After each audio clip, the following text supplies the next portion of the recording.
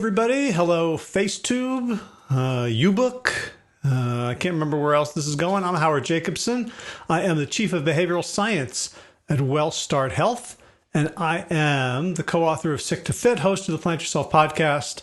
And quick announcement, WellStart Health is starting a new, a new cohort this coming Monday, August 26th. And you can find out all about it at wellstarthealth.com. Lots of goodies, sort of an end of summer jamboree of extra enticement to get people to get into, new habits, new behaviors, new health destinies come the fall. So today I want to talk about discomfort, which I talk about all the time, but I got a really great insight from one of the current WellStart Health folks, one of the WellStart Health clients, who shared an insight that I'd like to share with you. So this is going to be it's going to be quick because we're out of bananas, and so I can't live in a world without bananas. Hey, Sarah. Hello, Randy. This is wonderful to see you guys. Any questions, of course, just type them into the comments, and we will go from there. So step one, discomfort. Why am I talking about discomfort? Because discomfort is the pathway to behavior change, to habit change. Discomfort is what we need to embrace when we stop eating crap food, or when we stop giving in to peer pressure because we don't want to have a certain conversation. Or when we start moving in a more vigorous way than we're used to and it feels kind of crappy. So discomfort is the thing that we have to become willing to tolerate in order to make lifestyle change. I'm just going to kill Safari because it says my stream quality is not good enough. That's disappointing. Hey, Dara, how are you?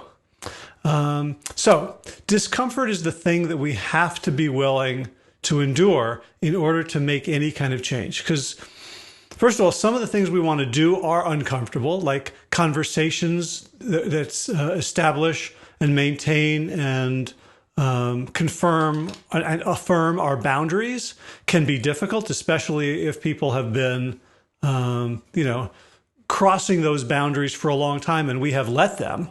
We haven't stood up for ourselves. It can feel really uncomfortable the first time you say, hey, you know what? This is no longer okay with me, or this has never been okay with me, but it's really not okay with me. And physical activity can be very uncomfortable.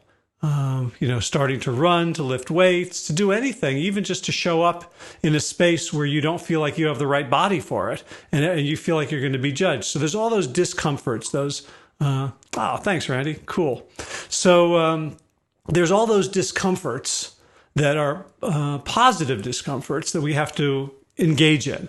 But there's also the discomforts that of not specifically about food or other addictions, that we feel bad or tired or bored or agitated or upset or embarrassed or guilty or ashamed or whatever, thousands of different words. And we've learned through our habit loops to eat our way out of them temporarily, of course, right? They come back and they come back worse because we're now ashamed of the way we've eaten and we've filled our body with toxic crap that just makes us feel worse anyway and contributes to bad moods. But whenever we have those uncomfortable feelings and we refrain from eating or Facebooking or smoking or drinking or screwing or whatever our way out of them to kind of get high on something else so that the feelings themselves are kind of damped down and we don't notice them so much for a little while. That we have to learn to sit with the past discomfort, the existential discomfort, and not just try to drown it with our substance or activity of choice that is designed to distract and numb us out. So discomfort for in both of those scenarios, discomfort is the thing we absolutely need. So the trick is Emotional discomfort can feel really, really bad. Hey, Kristen. Emotional discomfort can feel like the end of the world when we're, especially things like anxiety, depression, guilt, shame, and typically the feelings we have around that we have to deal with around these behaviors are guilt, shame, which are different but flavored, similarly, and anxiety.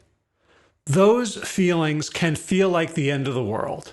They can feel like we would do anything to not feel ashamed of ourselves. Shame, especially if we have a history of being shamed, of feeling shame, right? That from shame to death is a very short mental leap, right?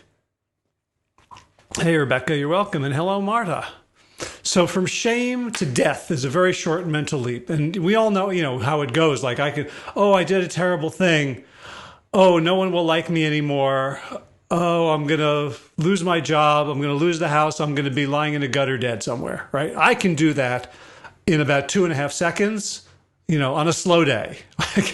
I can go from criticism to dead in the gutter in about 1.5 seconds, right? It's one of my dubious superpowers.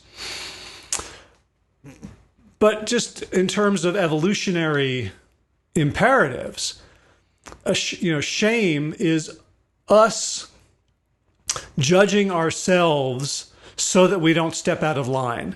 And we don't step out of line so we can be part of the group, because without the group, humans don't survive.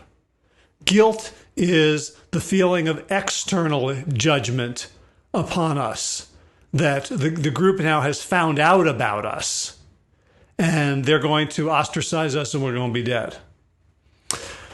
So now guilt and shame and anxiety is just this sense evolutionarily that something out there, we can't see what it is, but may cause us mortal harm at any second now. This is sort of what was that twig snap I heard? Was it the lion or the saber-toothed tiger about to take a giant bite out of my ass? So the anxiety is both, I want to move, I want to run away, I want to do something, I want to fight or flee, and I don't know if I should move or take another step or make another sound right now. So all of those can feel, and they're all evolutionarily useful in terms of if we do something that bucks the norms of the group and we feel guilty, we won't do it anymore. Or if we do something that bucks our own standards and we feel shame, we won't do it anymore. Glenn Livingston, author of Never Binge Again, refers to it like guilt and shame are like touching the hot stove. You want to feel them, but only as long as it takes you to correct the behavior. You don't want to be like, oh, I feel terrible. Let me keep ruminating over how bad my hand feels right now. Right? So, this is terrible. What a terrible idea to keep my hand. Meanwhile, burning flesh, right? So we don't necessarily want to eliminate guilt, shame, anxiety. Anxiety can also be telling us we are in a dangerous place right now. We got to get out. We got to do something. We got to watch our step. All evolutionarily useful, but only to the point where they spur movement and activity. When they linger and they become depressive of action, when they cause us to withdraw, to lose energy, to downregulate, and to not do things that we need to do to get out of those situations, then they're useless. But anyway, the point is that those feelings, those emotions can feel terrible.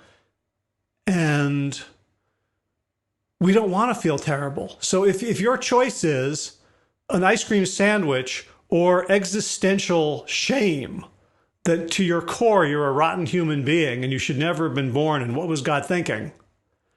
The ice cream sandwich is going to win just about every time, at least at first.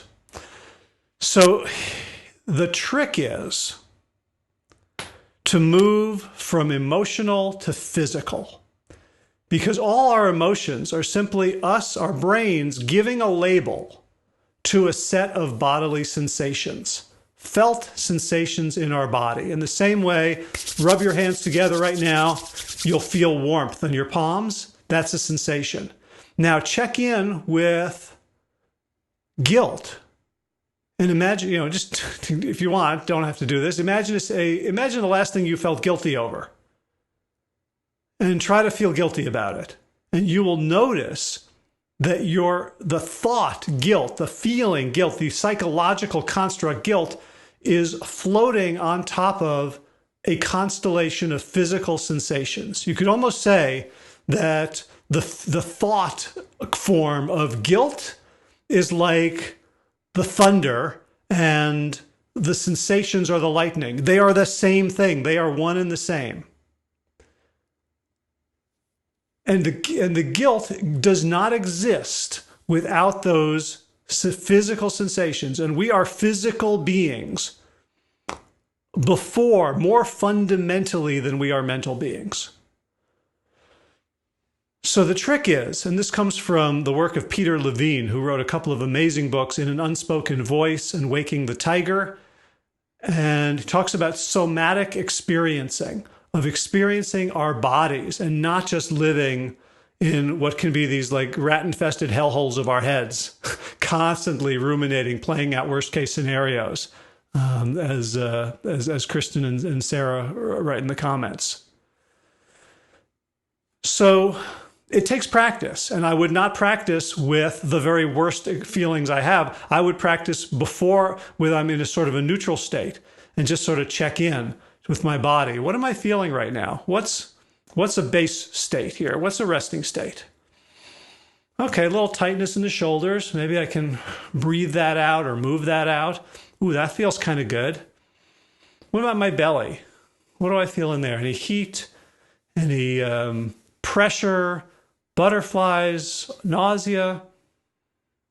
All right, so I can know the base state, and then when other things happen, I can start more easily parse the sensations, notice, oh, this is feeling a little anxious, a little excited, a little nervous, a little sad, a little hopeless. And we can read them like a thermometer, but we don't have to name them. We just have to simply feel what the feelings are in the body. So that's number two. So number one was discomfort is the way through habit change, behavior change. Number two is let's go practice going from emotional to physical discomfort. And this is the gift that I got today from the WellStart client who was describing an experience when she did just that, of sitting with physical discomfort and was feeling like, I can't handle this. And her trick was, she said, this is nothing compared to root canal without anesthesia. Nothing compared to root canal without anesthesia. Because now those emotions can feel like death, right? That worst case scenario feeling, that I'm unworthy, I'm broken, I want to get away from people feeling. But once we translate those feelings into the sensations, and they can still feel pretty bad, the sensation of guilt or fear, the pressure on the chest, the lump in the throat, the butterflies in the stomach, those can feel not nice. But when we use the root canal without anesthesia trick, and we create that as our calibration, that's the 100.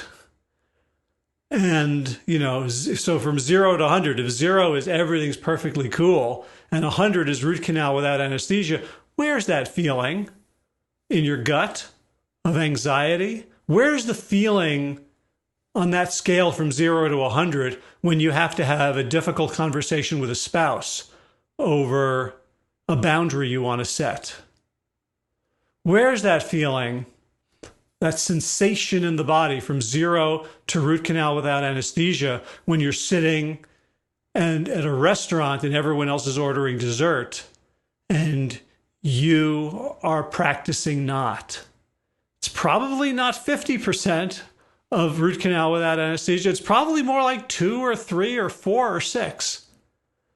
So I love that strategy of contextualizing, of being proportionate about what this actually feels like, senses, what we can sense in our bodies.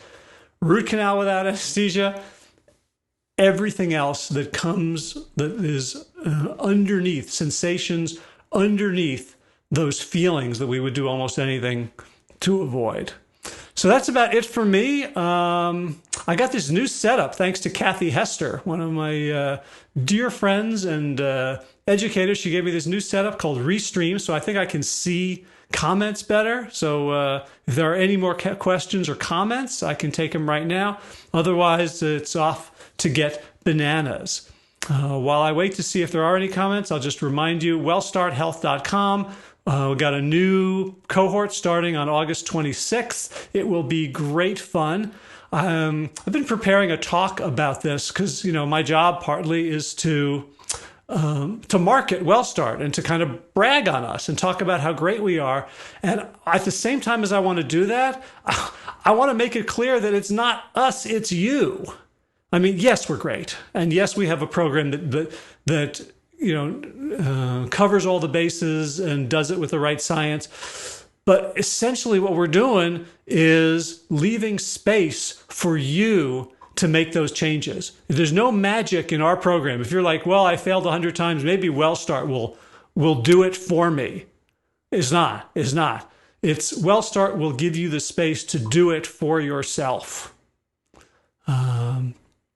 So, okay, I got some woo bananas from Rebecca. Woo! And thank you, Randy. Thank you, Tracy. Good to see you. And Sonia. Oh, boy. And someone from the YouTube. I'm so proud of what I'm able to do here with Kathy's help. If you don't know her, check out, there's a vegan slow cooking. I should know this by now. Or her cookbooks are fantastic. She's got one for the air fryer and Instapot. So thank you, Kathy. Thank you, everybody, for tuning in today. If you have thoughts for future things you'd like me to talk about, things that would be helpful, or if you'd like to do some coaching, we could do live public coaching on this FaceTube live thing. You can just drop me a line in the comments, and we can make all that happen. So thank you, everybody. Have a great day.